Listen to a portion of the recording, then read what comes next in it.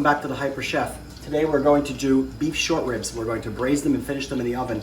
This is a longer process. The active cooking time is not very long. The only thing that takes time is the actual cooking time in the oven, so it's pretty inactive. You can do many other things while that's happening. I have here bone-in beef short ribs, about 3 inches a piece. This is 4 pounds worth. Each pound's about 4 pieces. I have covered them in salt and pepper on all 4 sides on a foil lined sheet. Now I'm going to braise them in a cast iron pot on all sides in olive oil with a little bit of butter mixed in. What we're going to do is we're going to put them in, we're going to braise them on each side, and after we braise them, we're going to take them out and we're going to use all that flavor to cook the vegetables. We're going to make a very rich, hearty stock out of it, and once that's done, we'll put them back in. After we bring it to the boil, we'll put it in the oven and finish it. So for now, we're just going to drop these in. It's a quick process. And what you do, if you get these from the butcher, to get them from, dry them off carefully with a paper towel, and then coat them liberally with salt and pepper to create the sear and the crust on the outside. Remember, short rib is a cheap cut of meat. It's marbled with fat. This has to go for a very long time. So we're going to cook this in a 300-degree oven for 2 3/4 hours. So okay, they're all in now. And then what I'm going to do is, as each side browns, I will keep flipping them, and then I'm going to put them in a dish and I'm going to cover it in foil while I go on to the next step. So let's see how these are doing. See? It's very quick. See? They're ready to turn. That's how fast this is. We're going to do all 4 sides. I'm going to flip them around. That one fell already, so 2 sides got done. I have just enough in here that can fit in one batch. If you can't fit them in one batch, I could have done even more. You can just do one batch at a time and just keep swapping them out. Because remember, they're all going to go back into the braising liquid afterwards. All right. Sometimes it takes a little rearranging. Flip that one over. All right, and you get the idea. We're going to do this on all 4 sides. So when we come back, I'll be ready to start the stock. Okay, we're back. As you can see, these are coming off. Look at the color on them. Look at the beautiful crust I got on them. You can see the salt and pepper. Now, what are we going to do now? Woo! That just popped up and hit me in the arm. I'm going to take these off. I'm going to put these over here.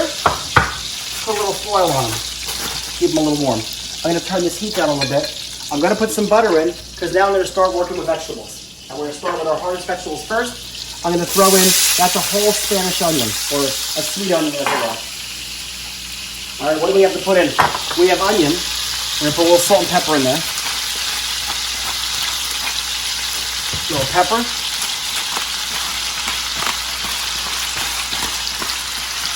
And we're going to cook that around. Now, you can use whatever vegetables you want. I read many short rib recipes before I come up with what I do. But whatever vegetables you like, I'm going to use onion and fennel and peppers and portobello mushrooms for the earthiness, and carrots. And celery, of course. You gotta have your celery, carrot, and onion. But you can use anything you want to use. You can really decide what works for you. You can give it all different types of angles. Alright, so I'm gonna throw the celery in next, because another hard vegetable. Alright, we're gonna give that a stir. And we're gonna keep cooking that till it cooks down. Again, we'll flavor a little salt and pepper, just a little bit. I like to season all the vegetables as they go in. You turn the heat back up. And remember, this pot gets very hot. You gotta be very careful, you don't wanna burn yourself. And put your rack, by the way, I preheated the oven to 300 degrees because this cooks slow. I would recommend you use the lowest rack setting, because this pot's gonna be very heavy and you need the space, because you're gonna have to go in and check on it every once in a while. All right, so that's the fennel I just put in. So now there's onions in here, there's celery, and there's fennel. Again, we'll salt that fennel. A little pepper on that fennel. Why you need the big pot. See how much vegetables you're putting in? Then we're going to put our carrots in. That's about 3 carrots I did. So we're going to do them next. Give them a stir. Get them cooking down. If it doesn't seem glossy, it seems like there's not enough liquid, throw a little more butter or a little more olive oil in, whatever you think you prefer. I'm going to actually put a little bit more olive oil in. just a splash like that. I'm a very crazy cook, so bear with me. All right, you can hear that sizzle. That smells fantastic already. And then this is 2 red bell peppers, 1 red and 1 orange. Whatever you have is fine. I prefer not to use green. If you like those little tiny peppers, I love those too because the skin is thinner. But what you want to do is you just want to make this, earthy stock because we're going to finish this with beef stock and water and red wine. And you want to have that those really earthy flavors. Think the old-fashioned stew. All right, we're going to put some more pepper on this.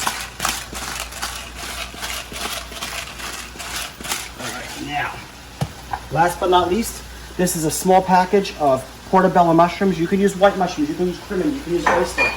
I like the baby bellas because they have that steaky-like flavor, and I think that they pair well with beef and the red wine and the beef stock. But again, all this is you adjust this to your own taste. See how much space all the vegetables takes up? This is why you need such a big pot. And this pot, let me tell you, this pot by itself weighs a ton. So all the vegetables are in, and we will come back when they are cooked down so I can then show you our next step. All right, now the vegetables haven't had time to cook down. Take a look at that. And now we're going to add some other ingredients. We're going to put in 2 big tablespoons of tomato paste. We make it a little Italian, give it a little bit of a zest to the stock. So we're going to incorporate that in like that, nice and easy. Then we're going to spice it up. And how do we spice it up? We're going to put in smoked paprika. So we're going to put in about a teaspoon of smoked paprika. And then what we're going to do, we're going to do some cumin. Now, the vegetables the herbs you use, it's up to you, whatever you like. So that's what I like to use. And then we're going to add in some hot sauce because I'd rather do that than cayenne. Cayenne just burns the back of my throat, so I prefer to put some hot sauce in. I'm going to give that a nice big stir. Oh, I wish you could smell that. We need YouTube and smell-o-vision because this is just, that's amazing. See how all the vegetables are getting nice and coated with the tomato? And again, everything is just to your liking and what you want to do. There's many different ways you can make this recipe.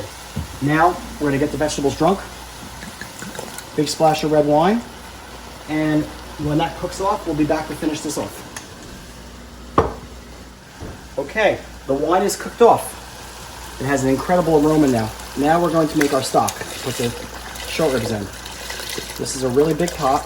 So we're going to put in 1 full 4-cup container of beef stock. And I'm not using the low salt. And then we're going to add some water to it. All right.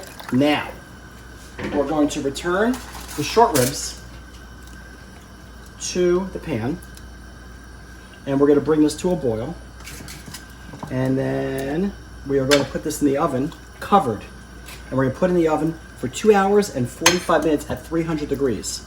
And every once in a while, you can just check it to make sure that the short ribs are still submerged. Because I didn't do a ton of short ribs tonight, sometimes I have it that there's so many that they poke out. So then I will kind of rotate them a little bit. Because the vegetables actually take up quite a bit of space as they're cooking down. So now, what's the last ingredient to this? Bay leaves. Not dry brown ones. Good quality bay leaves. You're going to put 2 good quality bay leaves in? You just put 3. Okay. Thank you for that. All right. And then we're going to put a little more hot sauce in. We put a lot of water in here now. Put a little bit of salt. Put a little bit of pepper. And as they say, this is finished. See, it didn't take that long to put together. So now what we're going to do, as soon as that comes to a boil, I will put it in the oven. And once I put it in the oven, I will set the timer for 2 hours and 45 minutes. And then we'll be ready to plate it. Okay, so we're back. This just came out of a 300-degree oven for 2 hours and 45 minutes. I have already skimmed it. I took this and I took the majority of the fat off the top because you need to do that before you make the sauce. Before you do anything and finish it, you remove the beef. And a lot of the bones will have fallen right off the beef. Look how tender it is. I mean, this is crazy tender. Like I said, it's a very inexpensive cut of meat. So you absolutely have to, look at that. The bones coming out. Some of the meat's falling right off the bones. So we're gonna take all the pieces of meat out and I'll show you how we finish the sauce.